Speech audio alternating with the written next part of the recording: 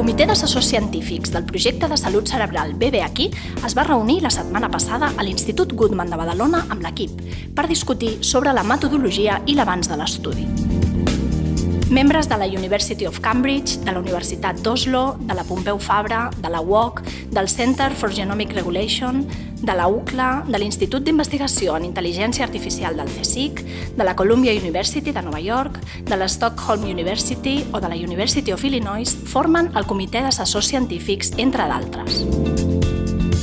Entre d'altres temes, es va discutir sobre la possibilitat d'estendre la cohort i la periodicitat de la repetició de les proves presencials amb els voluntaris. Quant a la intervenció, els membres del comitè assessor van proposar diverses formes d'implementar-la per aconseguir els millors resultats i es van valorar possibles col·laboracions amb altres cohorts europees. Després de la reunió, els científics van visitar les instal·lacions hospitalàries per conèixer l'activitat de l'hospital. El Comitè d'Assessors Científics del BBAquí es reuneix cada any a Barcelona.